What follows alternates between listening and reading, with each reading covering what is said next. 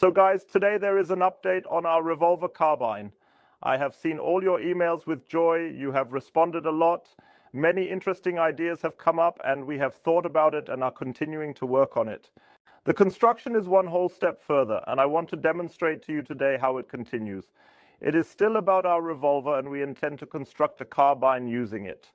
And now we will demonstrate the entire connection story and how it will appear. You stated that you desire a 16-inch barrel. This is very practical because it is also the case in Germany or even in the USA, a long weapon, and that will be important.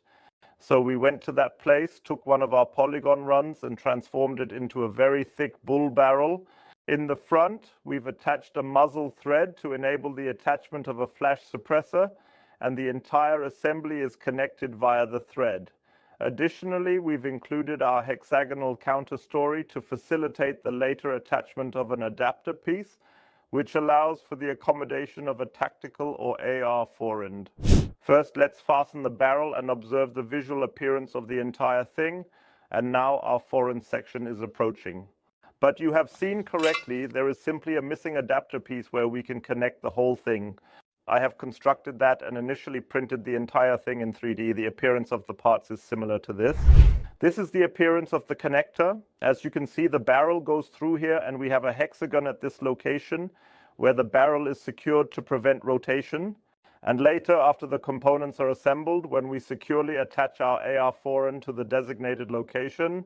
In addition, I have printed a great Picatinny rail here with which we can extend the whole thing to the back of the revolver, so that any type of optic can be mounted on it. The run must come out again. Here is the hexagon inside, and we've also milled it onto the barrel, so when the whole thing is screwed together, it can't come loose or twist. Just set up the thing. Printing is not dimensionally 100% okay. However, we can already capture and examine the entire thing from an optical perspective. I do not believe it is bad in any way. The forend goes on here and the rail sits like this later. It's brutal. Personally, I think that looks really cool. Has a little bit of the Mad Max style. Yes, what is missing is of course the buttstock, and we have thought about the whole thing for a long time, and I have even borrowed a 3D printer for the matter. We have received a very special 3D printer that can print both a polymer and a glass fiber composite. Basically, we can test the entire prototype once, capturing its positioning, motion, and details in the shot, specifically in the hand, by shooting it and assessing its position and motion. So I will show you here how the 3D printer works briefly, and it is quite interesting. We have a two-phase composite system there, and yes, we will continue shortly and assemble the thing.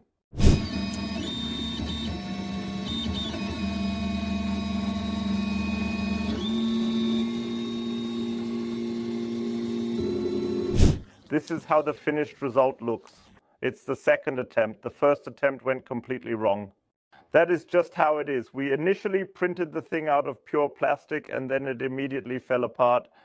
As I mentioned, this section here is printed from a core made of extra strong glass fiber. I am fully confident that this will work as intended.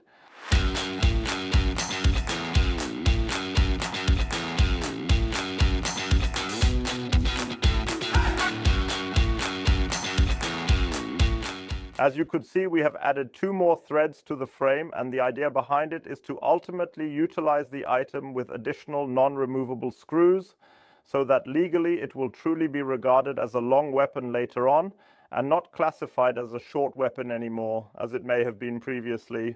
As you can see, we have attached the buttstock. We specifically chose a very high quality product from Canada, from the company MDT. I think for such a revolver, the best attachments should also be included, but as you can see, the thing is AR ready. So any other background can also be included. What is missing? Handle scales. Since this is a prototype, we have also printed this and are currently assembling it. So these are the handle scales. We've also printed these again on our new 3D printer. Inside, we've created an additional recess for the buttstock connection, and let us assemble them together and see how the whole thing looks visually. This is what the final weapon looks like. I think it has become a really great rifle.